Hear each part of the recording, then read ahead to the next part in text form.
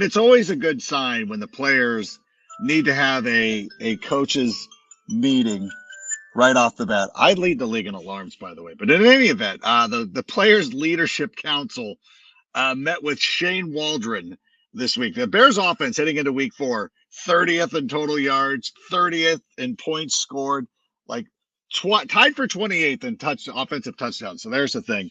Shane Waldron did praise the Bears leadership group, and this is coming from Courtney Cronin.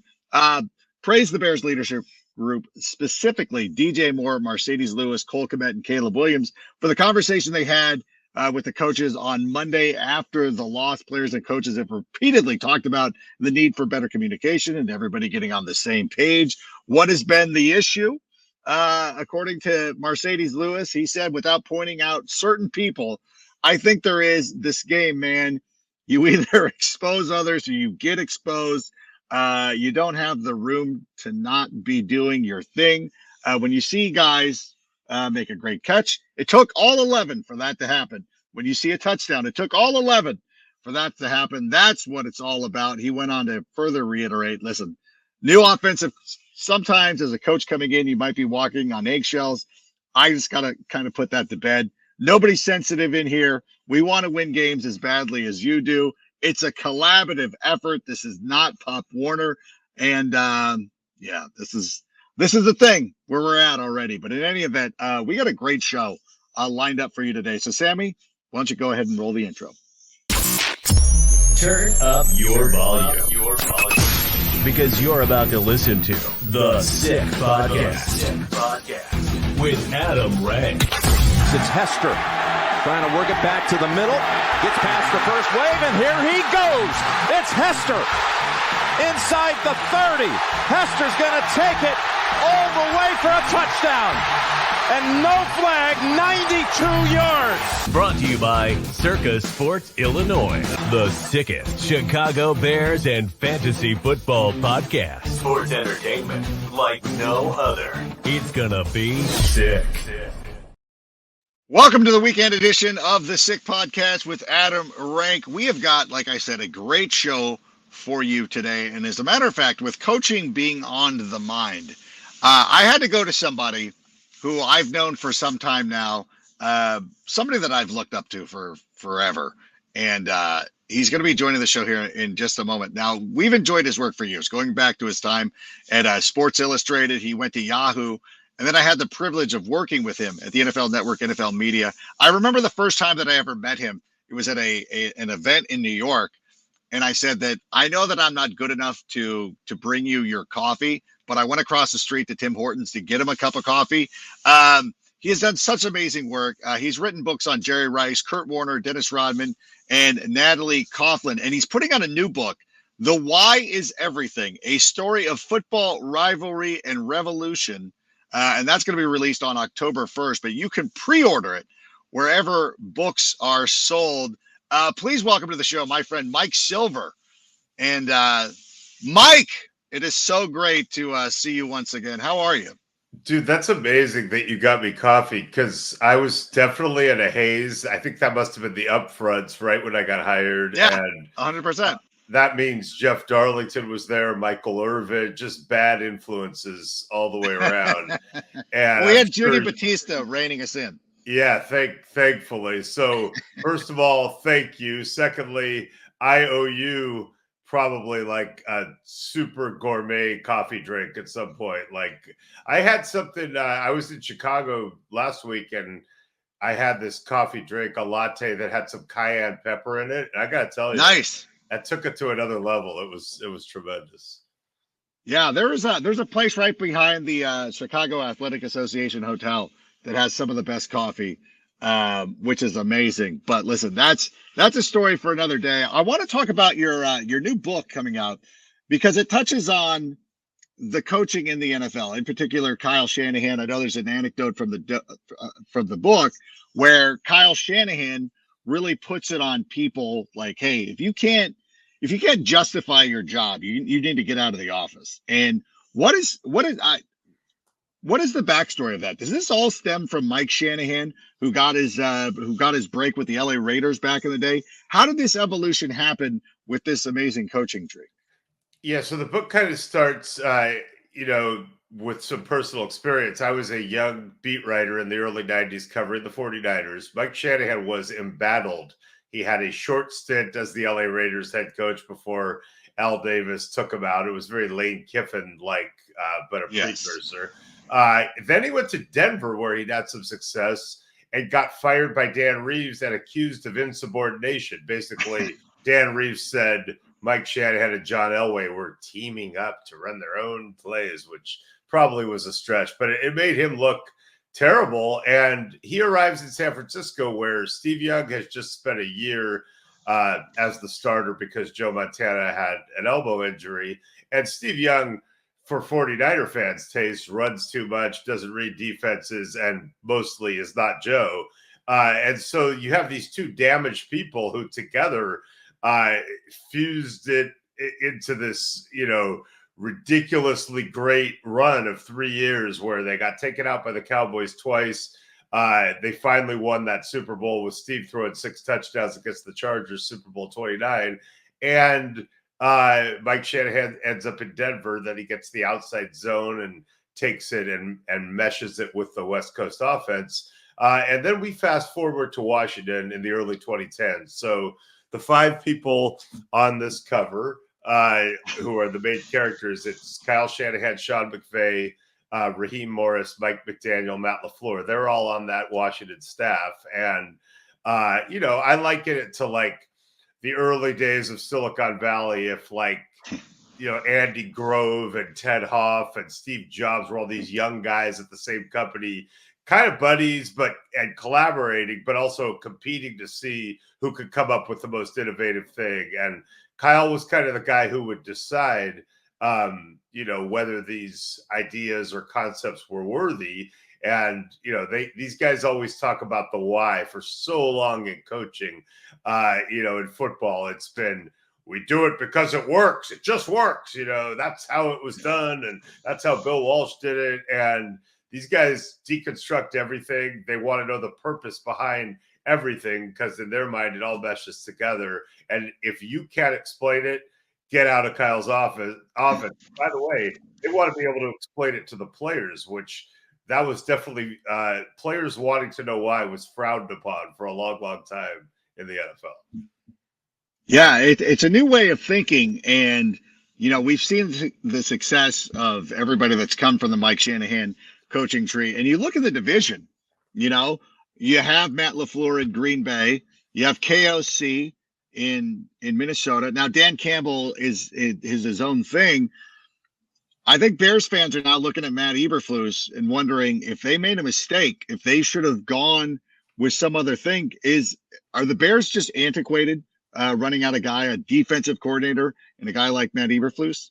Well, I think you could have a defensive coordinator as your head coach. I mean, look at the Texans, right? They have D'Amico Ryans, who's from that tree, and then they have Bobby Slowick, who is the next offensive guy from that tree. But, technically, Shane Waldron is from this tree. He was a Patriots trained guy, but then he went to LA and did a lot of cool things with Sean McVay and ran that system by and large for Pete Carroll up in Seattle. So I know he's embattled right now, and I heard those stats in the intro, and listen, it's never a good thing when you're in that's not really a players only meeting, but like when you're in the leadership council stuff 3 weeks in, it's kind of like hearing that the star running back is going to Germany for something medical. Like anytime someone leaves the continent for something health related, it's usually not a great sign about their playing status, certainly.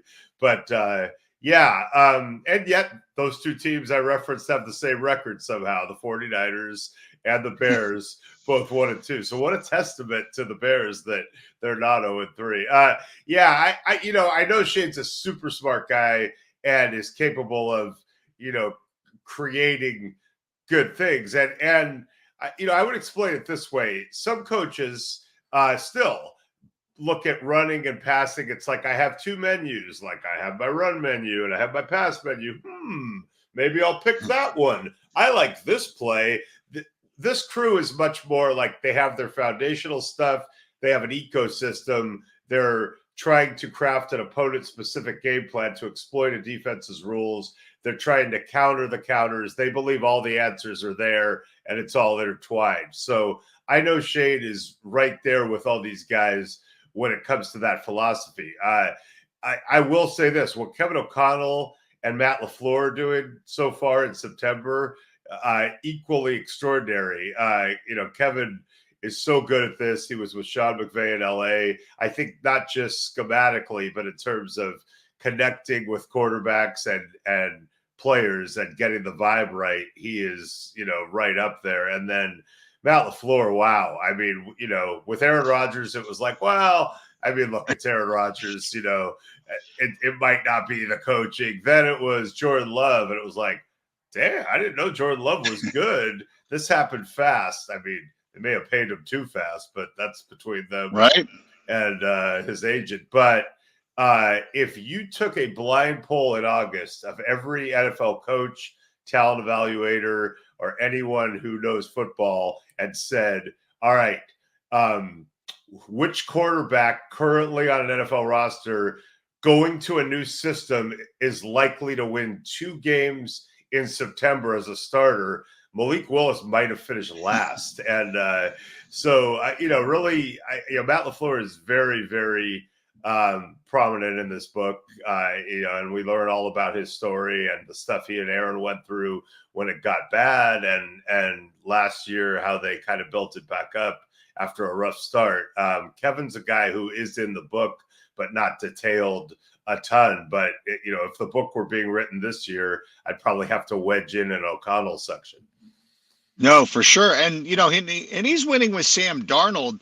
So is it, you look at this and you talk about LaFleur, he's winning with Malik Willis, Sam Darnold. And I'm actually a big Sam Darnold guy, so I don't want to use that as damning with faint praise or anything like that. Yeah. Should Bears fans, though, be concerned that it's like we're 3 games in? Because I think most people, because in this society, it's not like the days of yore where you'd be like, oh, this quarterback's going to take time to develop. Fans watch these games and they're like, well, Malik Willis is winning. Why isn't Caleb Williams winning? Is that a realistic outlook for a fan? Yeah, I mean, it's all changed, right? And you see the helmet above me. I'm also a Bears fan of the Cal Bears, who may be even more maddening if you really break it down. No Rose Bowls in my lifetime. So I feel Bear fans' pains, or Bears fans' collective pain. But this is the problem. Like, Dan Marino was freakish and was an anomaly, but for so long it was like, rookie quarterbacks, if they play, they struggle, and it's better to wait. And even Peyton Manning and Troy Aikman, took a lot of lumps as rookie starters. And then Matt Ryan and Joe Flacco kind of started to change that. I think it was in 2007 where it was like, whoa, these guys are good right away. Well, now we're in an era where NFL coaches have adapted their offenses, and we've seen a glaring example in this book because I talk a lot about the 2012 Redskins with RG3 as a rookie, and Mike and Kyle Shanahan really deciding we're going to run our whole Shanahan outside zone scheme, but we're going to transport it to the pistol. And it ended up catching defensive coordinators and defenses off guard all season. It was crazy. But yeah, you have, dude, I think I haven't had enough caffeine today. Where were we? I was going somewhere with this. We're talking about Caleb Williams and the microwave society. So now you have an era where guys are playing right away, and a lot of times they take lumps, and sometimes they're just given up on quickly. Josh Rosen, possibly Bryce Young, Zach Wilson, Trey Lance. So it's a totally different thing. So I think if you're a Bears fan, you're going, okay, well, CJ Stroud last year was really, really, really good right away. That was like Dan Marino stuff. What the heck? We just had the number 1 pick of the entire draft. And we had Caleb Williams, by all rights, looks like the next guy. Why do we have to wait a year for him to be good or whatever it is? Then you see Anthony Richardson, who really is kind of a rookie because he was hurt so much last year. he throws that one pass in week one where I froze in place watching. I was like, oh my God. Now I know Anthony Richardson has largely struggled since then and they've lost games and, but you saw it in that pass. You were like, oh my God. And then the worst of all, Jaden Daniels goes in a nationally televised game and plays out of his mind and throws this, coup de grace game-winning pass while being just trucked. And it's perfect to Terry McLaurin. And by the way, Jaden Daniels isn't leading like the 49ers to victory. It's the Commanders. So you're sitting there as a Bears fan going, but I do think it's coming. I mean, Caleb Williams, in my opinion, has all the right, stuff, always has, will get there probably sooner than later. And he's fighting not just the culture that is, had a hard time sustaining good offensive football and winning, but an organizational legacy of we can't find a quarterback. It's been a long time since Sid Luckman. So, I know why fans have PTSD, even the older ones.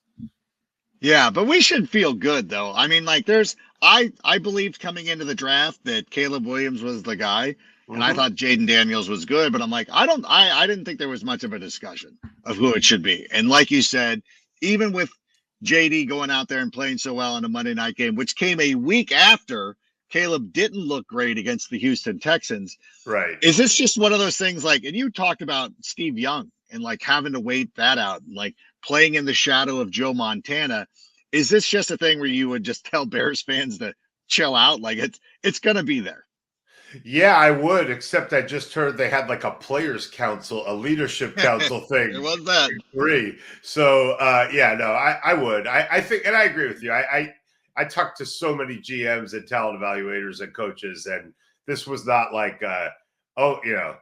whoa, they're taking Caleb Williams. I think most of them who are usually very, very smart about this stuff loved Caleb Williams at 1 and loved Jaden Daniels at 2. By the way, in doing this book, because I spent so much time with Mike Shanahan, particularly in the spring of 2022, it's kind of crazy because, Trey Lance was getting ready to be the starter after a rookie season. It was presumed that Jimmy Garoppolo, Eastern Illinois legend, was going to, by the way, so was Mike Shanahan, was going to be gone, although it turned out he wasn't. And so spending a bunch of time in Colorado with Mike, I was naturally very curious about his thoughts on both quarterbacks. And invariably he kept talking about, there's this other guy there, and it's the 262nd and last pick of the draft. And he had already seen enough OTA and minicamp tape of Brock Purdy that he kept talking about it. And, at the time I'm doing this book and I'm thinking it's on tape, but, it's an afterthought. So now I'm going to take you to Chicago the day before the 2022 regular season opener, which was Trey Lance's first start as the unquestioned starter. That was the rain game, and you remember it well. The day before, I'm texting Mike Shanahan, and I think the 49ers are maybe at JW Marriott, one of those cool hotels, I think south of the river.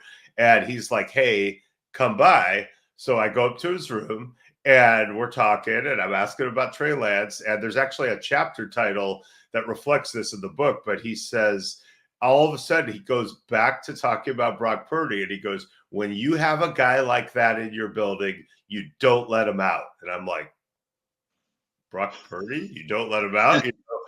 I will say the Iowa State quarterback, this guy? Mike Shanahan still got it, apparently, because here's the thing. I mean, he had already seen, offseason tape. I don't know exactly how he felt before the draft, but I know how Kyle felt before the draft. Clearly, if Kyle loved him that much, he wasn't going 262. I mean, I feel like in a redraft, he might go 1 right now. So, that was a cool, I actually do have receipts, and it's a guy that I've been covering for, 35 years. So I know he's really good at this. But, Yeah. By the way, really good line in the book, because Mike Shanahan, the book kind of starts in Chicago because Rosemont, because Mike Shanahan is an Eastern Illinois quarterback coming off this horrible life-threatening injury, and he's at a clinic, and Bill Walsh is speaking, and Mike Shanahan kind of has this epiphany at a clinic. And there's actually a moment in the book where Kyle Shanahan throws shade at his father for his choice of academic institution way back when. Whoa. All right. It doesn't shock me that Mike Shanahan still got his finger on the pulse, so to speak. And again, somebody that I worked with at the NFL Network for a brief beat of time too, and always enjoyed him. I'm always shocked. He probably doesn't want to coach, but it's like, gosh, he's so smart, and but it's tough when the game evolves. And I always give Mike Shanahan credit too, because when I talk about McVay and Kyle, I'm like, this started with Mike Shanahan and worked its way down. And they do too, by the way, all five of these guys. Not just for how great he is. Sean McVay actually has a really cool quote about how seeing a legend who they revered go through what he went through at the end in Washington, and the scars of that have stuck with all of them. And Sean's like, I take nothing for granted, because I've seen, the greatest, right? Be not just fired, but, just put through the blender. Dan Snyder has a way of doing that to a lot of people, I would say. Yikes. Yeah, you got to be kicking yourself if you're a Commanders fan right now. But I did want to ask you though, speaking of all these young minds and all these guys come up, like Shane Waldron, Zach Taylor, I think you would throw in this list too as part of this thing. But one of the biggest coaching hires during the offseason was Jim Harbaugh, who's coming back into the league. Now, of course, he was very successful with the 49ers, obviously did what he did at Michigan. Is it too late for Jim Harbaugh? Like, where does he fit into all this? No, it's never too late. So, this book basically shows how this crew has changed the game, changed the way people think, and it's everywhere, right? Like the Saints had those offensive explosions the first 2 weeks. That was Kubiak, who just came from Shanahan. Like, it's definitely happening. But I also want to, the caveat is obviously there are other very innovative, cutting edge people. Ben Johnson, who's not from the tree in Detroit, is mitigating Dan Campbell's inner stubborn, I don't want to say meathead, because Dan's a smart guy, but he coaches like a meathead sometimes. Like, he does. We're going for 2 no matter what I said. Wait, there's a false start and now we're at the 7. I said we're going for 2 to decide this game. I do love Dan. He's done an amazing job there. I just want him sometimes to just be like, dude, take a breath here. And then, obviously Andy Reid, of course, who's from the classic Walsh Holmgren tree, Sean Payton. There's some really, really smart people. And on defense, certainly, Vic Fangio's all over this book, et cetera, et cetera. So it's not that they're the only ones who are, coming up with cool schematic things. They're just their mentality is a little different. But Harbaugh, I mean, what's not to love? He's just gonna try to. I remember standing at an owners meeting at the Biltmore in Arizona on that outdoor courtyard with John Harbaugh, and Jim had just left after getting fired by the 49ers and taking the Michigan job. And somebody in the conversation said something like, yeah, be interesting to see what happens in Michigan. And I go, oh, I know what's going to happen. He's going to get big, nasty offensive linemen, and you're going to start seeing people blocked off the TV screen and into the water cooler, right? And it took a while, but yeah, I mean, like the fact that the Chargers are already reflecting Jim Harbaugh's unique craziness. And it's so funny because, like, when Jim Harbaugh was a player and I was at Sports Illustrated, we used to party together. Like, I mean, like we were boys kind of. It was amazing. And then he became the Stanford coach. And so we had the Cal Stanford. You had to break away. I'd text him, you beat SC. We were good. And then I thought, man, if he ever gets to the NFL, I am so set. and he became the coach of the 49ers. I lived nearby. I was like, Jim, what's up? And he was just like, I'm the head coach now. We're fine. But he gets in the zone, and I'm not the only one that it's happened to. He gets in a zone that is incredible. But every once in a while, the old Jim comes out. He's going to do great down there. No, and I think for a lot of Bears fans, they're all smarting because I think that's what everybody's hope was coming into last year, is that they would have fired Eberflus. They would have, brought in Jim Harbaugh, brought him back. But it felt like he wanted to be in California. And I think the Chargers were always going to be the way. What about Bill Belichick? I don't know, man. So? There's a real hold, that Bears organization has on him. Don't say that. I was trying to cope. Trying to cope through my feelings because I was one of those guys. And it sucks because I like Matt Eberflus, and like talking about being cool with the coach. Like, he's very nice and we always have pleasant conversations, but it's the same thing. It's like, I have a very pleasant relationship with my son who's 6 years old. I don't want him coaching the Bears. Like, I think wow. Listen, if we were pitching a movie and we were like scripting it, and we wanted like a character who was like the embattled coach that just hadn't shown you anything, we would name that coach Eberflus. Not because of Matt Eberflus, just because the name sounds like that would be that guy. That's it. Yeah, that does. Yeah, it does have kind of a villainous name for a sports movie. I did want to ask you before we let you get out of here. Bill Belichick, do you ever think he comes back to coach?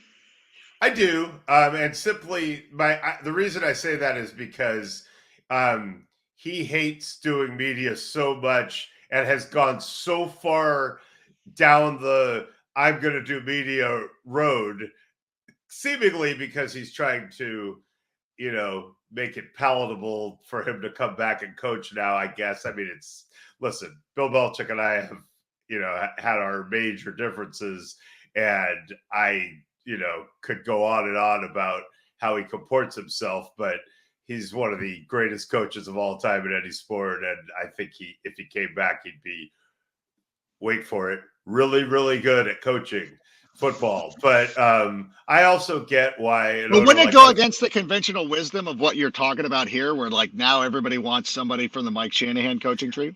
Yes and no. Now, certainly, selfishly, I viewed it as a seismic moment when Arthur Blank had a chance to hire Bill Belichick, and he hired Raheem Morris, who's one of the main characters in this book. Certainly, that to me was a changing of the guard moment that I could exploit for marketing purposes. No, okay. But I do think this.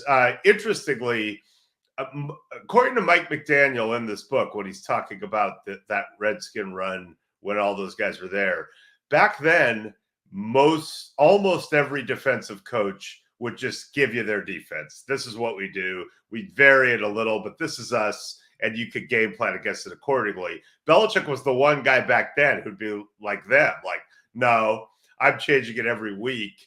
I am going to craft an opponent-specific game plan, and you might see stuff we haven't done all year or ever, and that was a giant challenge among the many great things Belichick has done. So, in the book, we get into, the game I covered, that 2018 game at Soldier Field when the Rams went in late in the season and got Fangio'd. And I don't want to say it was just Fangio. They got Akeem Hicks and, et cetera, et cetera. That defense was incredible. But Belichick took elements of that game plan and used it in that Super Bowl when the Rams only scored 3 points. And, there's a quote in that book, I think, from Mike LaFleur. Now the Rams offensive coordinator was with the Jets, before that, and was with Kyle before that. But Mike LaFleur said, if you look back at that game, it's one of the most significant regular season games in NFL history. Just all the dominoes. Brandon Staley ended up with McVay and then getting a head coaching job. All these people from the Fangio tree, Belichick, you doing that Super Bowl game plan, how Sean had to evolve off that, Sean and Goff falling out, so much of it, right? And a lot of it is in this book. But yeah, I do think Belichick will come back. I just, the joylessness is real in that all he really cared about is trying to be really good at coaching and win football games. So I'm sure it looks like he has some extracurricular pursuits to keep him busy in the meantime. Good for him. But I guarantee, like, this is not have another lazy day on the porch and bring me some more iced tea and reflect upon all the good times kind of guy. He wants to be miserable and he wants to be competitive. And this is what he was born to do. And look, I mean, do we really think they're going to be like 32 guys you'd rather have than him, Right. Next year? I mean, he could be the Bears head coach. You never know. Oh, I've already started floating that rumor out, especially with somebody who's chasing Hallis's or the all-time mark to do Chicago Bears. Wow. Again, if we're writing a movie, Belichick. Yeah, but the Hallis family might not like that. That's interesting. I love that idea. I'll tell you one thing. That would be a kick in the butt for the McCaskey crew. That would be like, what do you mean? Wait, what? Yeah, it's different now. We're doing it differently. Your key card doesn't work, but I own the team. It's fine. You can own the team. You can go to the owner's suite and you can stay over there in that area. But if you ever come over here and talk to me about football, that's the end. Oh my gosh. I never thought of it that way. That's a good way to put it. But listen, Mike, I want to the book is called The Why Is Everything, a story of football rivalry and revolution, coming out on October 1st. But don't wait. Go pre-order it right now. If this conversation did not get you fired up to read this book, I don't know what will. And I really appreciate you coming on. And thank you. It's on Amazon, and there's a pre-order link in all my social media bios. The one thing being, if I haven't blocked you, and if I have, then maybe just Google on Amazon, The Why Is Everything. And if I have blocked you, I'll give clemency if you show me like a picture of you in my book. I'll be like, oh, that thing we had on social media back then, whatever. That was performative. It was a rapper feud. I'm going to do that next time somebody asks me, like, hey, can you ask Mike Silver to unblock me? I'll be like, buy his book, and then you're in. Book. And by the way, it comes out October 1st. I mean, that October 1st couldn't be any better. The most wonderful time of the year. October 1st. Well, listen, thank you so much. You're very generous with your time. I hope we can do this again at some other point during the season. I'd love to be able to pick your brain further on some coaching stuff. But this was perfect timing. Thanks to Chip for setting this up. Please tell him I did a good job, because I will. And listen, I'll come on your show anytime. But if I had my choice, it would coincide with a leadership council meeting. No, I miss you. I love seeing you through the screen, and hopefully I can bring you a beverage soon that may not be coffee. I would love that. And I'm going to hold you to it. Thank you so much, Mike. We'll see you soon. And there he goes, the great Mike Silver. Could not be more thrilled to have him on. And I got to be honest with you. Like, when he first joined the NFL Network, I'll never forget it, because it was the upfronts that we were doing. And I really was just blown away. I'm like, Mike Silver is part of this network. Like, I know that people, you get fired up and you see like Michael Irvin or people like that. But Mike Silver, tremendous. Go buy the book. I'm not even going to ask for a free copy. I'm buying it because I'm supporting my friend. All right. So I guess we got to do some picks at some point. But before I do that, I want to remind everybody that Las Vegas's largest sports book is right at your fingertips in Illinois. The Circa Sports app is sports betting the way it should be. Bet anywhere in Illinois and experience high betting limits, better money line splits, more in-game betting, and the best customer service. Download your new bookie today. Visit circasports.com and start betting like a pro from anywhere in Illinois. And if you or someone you know has a problem with gambling, call 1-800-GAMBLER or text ILGAMB to 833-234. And let's use that as a jumping off point, Sammy, for the Sick Picks. It's time for Sick Picks. Brought to you by Circa Sports, Illinois. All right, Sick Picks. We're already 1-0 on the week because we did pick the Dallas Cowboys to defeat the New York Giants on Thursday Night Football. Let's run through these really quick. And let's get the Bengals over the who they're playing, the Carolina Panthers, 24-21. I have the Eagles defeating the Tampa Bay Buccaneers 26-23. The Broncos, I'm going to go back on the Broncos bandwagon. That is one of the things that, last week, everybody knows that I typically pick the Broncos, but I also want to make sure that I did it to be like, I felt like we needed to change things up. But then I was like, you know what? Then we're doing this. And so I have the Broncos winning 21-19, which would be an upset over the New York Jets, who look pretty good. I can't pick Aaron Rodgers. Forget him. The Minnesota Vikings over the Green Bay Packers, 24-21. I have the Falcons defeating the Saints 29-28. That would level up the Saints. Like we were talking about Clint Kubiak as a potential, like the next hot coaching name to come through. I do believe that that's going to be a thing right there. So I like the Falcons in this one, but I do think that the Saints end up leveling up, and then we get a little bit more like, oh, okay, the Saints are who we thought they were going to be. The Pittsburgh Steelers, I have winning 13-10 because that's all they do. There's a video because Justin Fields was on Cam Hayward's podcast, and he was doing, hey, whose coaching is better, Pittsburgh or Chicago? He said Pittsburgh. He could not say the words fast enough. And I know that everybody's trying to take victory laps. And I've seen a lot of people like, I hate being right about the Justin. What the F do you think that you're right about? What do you think you're right about with Justin Fields? This story is so far from being over. Like I even like have people coming in like, oh, like you said on Total Access that the Commanders should worry on. Okay, fine. Like again, these stories have not been finished. Think about this. When you look back to last season, coming into this year, and you thought like everybody had already just assumed that it was a fait accompli that CJ Stroud was an elite level quarterback. He was on par with Joe Montana. And now he's getting sunned by Sam Darnold. And again, I don't like making it seem like Sam Darnold's not a good quarterback. But at the same time, you're like, hey, like the league changes so fast, and everybody wants to overreact to everything. And I find this in the fantasy space as well, where everybody just wants to be like, oh my God, like what? The Dallas Cowboys rushing attack? Of course I'm playing Devin Singletary. And it happens all the time, all the bleeping time. And so everybody wants to sit there and talk about the Steelers already won. Did they? Did they? Let's wait till the end of the year at least. Can you give me to the end of the year? I'm picking the Steelers to win this game, but can we wait till the end of the year? Even this stuff with Jaden Daniels, give me to the end of the season. Please just give me to the end of the season.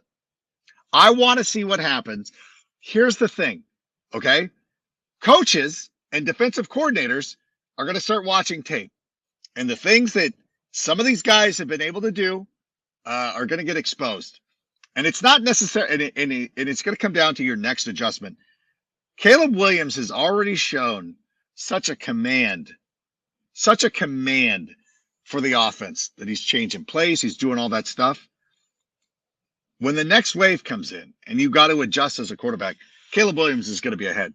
And I'll tell you this, I think it was Courtney Cronin again. Gosh, it was not Courtney. Forgive me, but somebody was pointing out how Caleb Williams looks frustrated that Shane Waldron isn't getting the plays in quick enough. And he wants to go to the offensive line. He wants to go to the line of scrimmage and change the play if he needs to. That's how they got into the stuff with the lateral. I just, give me to the end of the season. That's all I'm asking. I know I'm doing the picks and I'm sidebarred. I have the Texans rebounding to beat my friends down in Duval 28-20.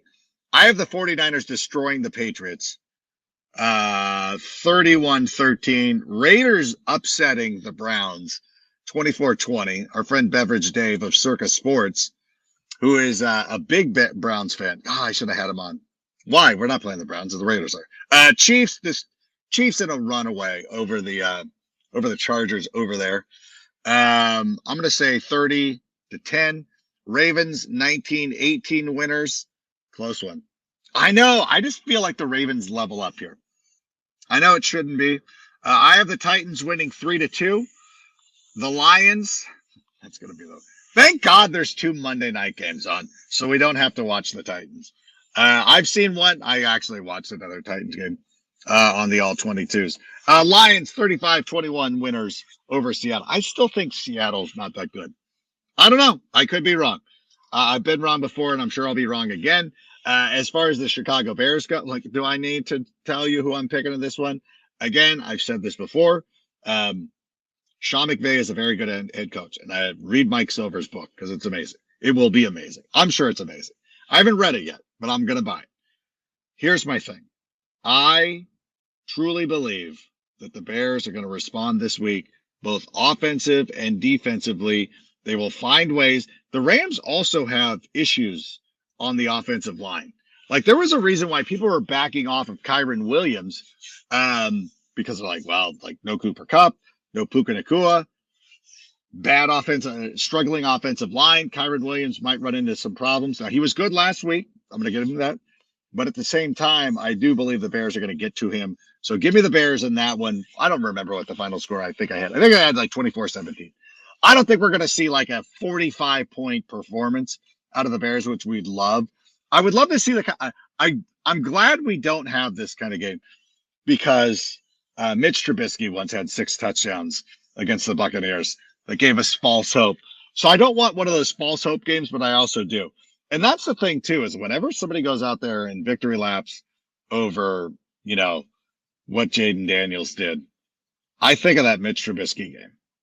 And when everybody wants to be like, yeah, see, we won this. We won the war. Okay. I remember Mitch Trubisky throwing 6 touchdowns against the Tampa Bay Buccaneers. And I remember after that game, I was, and those were the sick picks, by the way. So I remember after that game, that was when I decided maybe I should go out there and purchase some Mitch Trubisky sports cards. And by the way, at Windy City Sports Cards, they specialize in buying and selling all things related to Chicago sports. Whether you're a diehard fan of the Bears, Bulls, Cubs, White Sox, Blackhawks, or Sky, they've got you covered with an extensive selection of sports memorabilia and collectibles. In addition to their Chicago-focused items, they also offer a vast collection of sports trading cards and memorabilia from your favorite teams. By the way, where's Mike? We were supposed to meet up. He was in Long Beach. How did we not make this work? How? Where was he? Oh my gosh, he was supposed to be in town. We're supposed to trade some cards. I'm so bummed. I was going to take him to, although I do teach. I don't know. I would have done it. Oh my God, I see myself on TV right now. That's weird. I never get used to that. No, by the way, want to also mention this shirt comes from Homage. By the way, look at this Super Bowl 20 shirt. Oh yeah, Homage. They specialize in ultra comfy, high quality looks, repping sports, pop culture, and more legendary moments like winning Super Bowl 20. Learn more about Homage with the link in the description. I was just perusing their website. They do have their hoodies are actually like really nice. And I've got an Angels one that I absolutely love. And now I'm like, I got to get another one. I got to go through. I got to go get some more Homage stuff. I know that they've got the NFL licenses too. They got like cool old school shirts. I don't like being the person that'll wear, like, I won't wear a Randy Moss shirt. I won't wear like anything. Like, if I was ever going to wear a shirt, I did have a Eric Dickerson shirt at one point, but I'm like, I got rid of that. I thought about a Barry Sanders one, but I'm not going to do that. Other sports, maybe. I wish they had I got rid of all my Angels Ohtani stuff, but maybe I shouldn't have. But here's my thing too. By the way, Mantis Sleep is the best possible sleep you can have. I know I'm throwing these all at you at the same time, but it's the only max designed and optimized for deepest possible sleep in any environment. 100% blackout for deeper sleep, infinitely adjustable for personalized fit, absolute comfort. Visit mantisleep.com. Use the code SICKBEARS for 10% off. I know these weekend shows typically are quick, but I like having a guest on. I kind of enjoyed the conversation with Mike Silver. If you enjoyed this conversation, make sure you like and subscribe to this podcast. Please leave a comment on the YouTube channel here, because I want to go through and see, because I want to start lining up some other guests like this, because I always think it's interesting, and it was nice to get. I mean, it worked out perfectly that he was doing this book right when everything's going down with Shane Waldron. But for me, I listen to what he's talking about, and I know it's one of those instances where you don't want to have a players only meeting, but I do love the fact that they're starting to come together, be a little bit more open, more collaborative, communicating with each other, and starting to get on the same page, because that's absolutely what is needed for the Chicago Bears team. But I do believe it's going to happen this week against the LA Rams. So enjoy the game on Sunday. I will be back following that contest, talking about what happened. And then, of course, we'll kick it into the next week, where I will be on CHGO After Dark with Greg Braggs. Tuesday, the Tyler Scott Show. Wednesday, it'll be the Take It to the Rank with Greg Braggs. Probably the same time again this week. We might be adjusting that to the 5 Central Time. Seem to have a great response to everybody. Maybe that works out a little bit better. That could be our new time moving forward. But in any event, thank you so much for being here. Appreciate everybody hanging out for the entirety of the week. Bear down, and Sammy, go ahead and play us out. And that's a wrap. Hope you don't miss us too much until next time. Follow the Sick Podcast with Adam Rank on YouTube, Instagram, Facebook, Google Play, and Apple Podcasts. Brought to you by Circa Sports Illinois.